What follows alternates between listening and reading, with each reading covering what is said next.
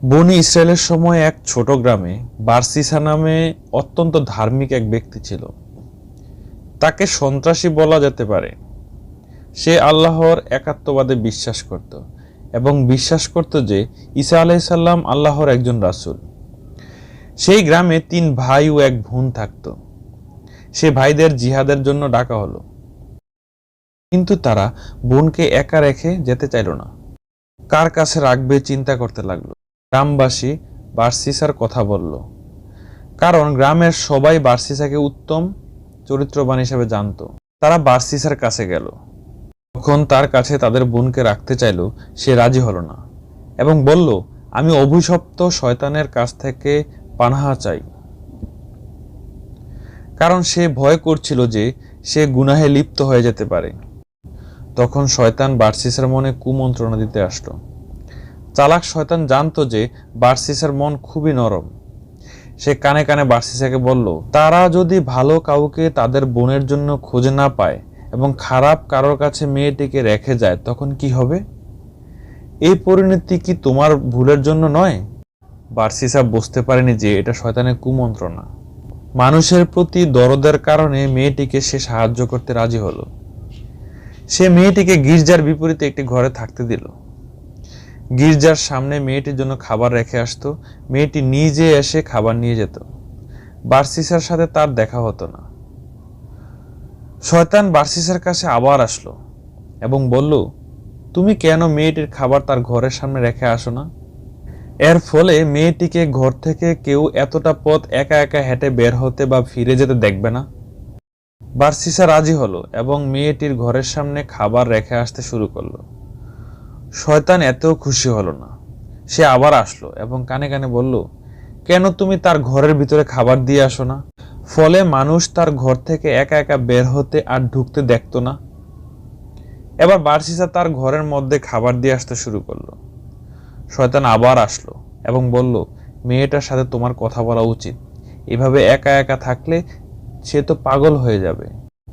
বারসিসা মেয়েটির কথা চিন্তা করে তার সাথে রুমের আড়ালে কথা বলতে শুরু করলো। শয়তানের কুমন্ত্রণায় একসময় তারা একই রুমে কথা বলতে লাগলো। এভাবে শয়তান তার কাজের কঠিন অংশ বাস্তবায়ন করলো। এই পর্যায়ে বারসিসা এবং মেয়েটা একে অপরের প্রতি দুর্বল হলো এবং একসময় ব্যভিচারে লিপ্ত হলো। মেয়েটি গর্ভবতী হলো, একটি বাচ্চা জন্ম দিল। বাচ্চা জন্মের সময় শয়তান বারসিসার কাছে আবার আসলো এবং বলল, এটা তুমি কি করলে? তোমার পাপের প্রমাণ সরিয়ে ফেলো, না হলে মেয়েটির ভাইয়েরা ফিরে আসলে তোমাকে খুন করবে। বারসিসা বাচ্চাটিকে খুন করলো এবং ওই ঘরের মেঝেতে পুঁতে ফেললো। শয়তান এবার বলল, তুমি এক নারীর সন্তান হত্যা করেছ এবং আশা করছো যে সে এটা কাউকে বলবে না? তখন বারসিসা মেয়েটিকেও খুন করলো এবং তাকেও ওই ঘরের মেঝেতে পুঁতে রাখলো। মেয়েটির ভাইয়ারা ফিরে আসলে তাদেরকে একটা মিথ্যা খবর দেখিয়ে বলল, তোমাদের বোন অসুখে মারা গিয়েছে এবং ওই কবরে দাফন করা হয়েছে। তারা বারসিসার কথা বিশ্বাস করলো। সেই রাতে শয়তান 3 ভাইকে এক স্বপ্ন দেখালো যে বারসিসা তাদের বোনকে হত্যা করেছে। প্রমাণ হিসেবে তাদের বোন যে ঘরে থাকতো তার মেঝে খুঁড়ে দেখতে পারো। ঘুম ভাঙলে তারা একে অপরকে স্বপ্নের কথা বলল এবং বুঝতে পারলো তারা 3 জন একই স্বপ্ন দেখেছে। যাচাই করার জন্য তারা বারসিসার এলাকায় যেয়ে প্রথমে বারসিসার দেখানো কবর খুলল। দেখলো কিছুই নেই। এরপর যে ঘরে তাদের বোন থাকতো তারা ওই ঘরের মেঝে খুঁড়ে তাদের বোনের এবং বাচ্চার লাশ পেল। তারা বারসিসাকে ধরলো এবং বলতে বাধ্য করলো আসলে কি হয়েছিল। তারপর তারা তাকে রাজার কাছে নিয়ে গেলে রাজা তাকে শিরচ্ছেদ করতে আদেশ দিলেন। যখন বারসিসাকে শিরচ্ছেদ করতে নিয়ে যাওয়া হচ্ছিল তখন শয়তান কাছে আবার আসলো। এবার ওয়াস না, মানুষের রূপ নিয়ে আসলো। এসে বলল, শোনো বারসিসা, আমি হলাম শয়তান। তোমার এই অবস্থা তোমার নিজের চিন্তায় হয়নি, আমিই করেছি, আর একমাত্র আমিই তোমাকে বাঁচাতে পারি যদি তুমি আমার কথা মেনে চলো। বারসিসা বলল, আমাকে কি করতে হবে? শয়তান বলল, আমাকে সেজদা করো, আমি তোমাকে রক্ষা করব।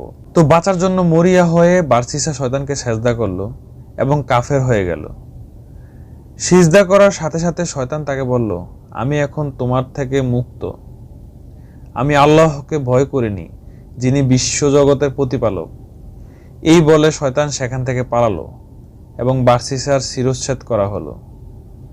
কেয়ামতের দিন বার্সিসাকে যখন জীবিত করা হবে, তখন সে শয়তানের উদ্দেশ্যে সিজদা করতে করতে উঠে দাঁড়াবে। কুরআন আমাদেরকে বলছে, তাদের দৃষ্টান্ত শয়তান, যে মানুষকে কুফরি করো।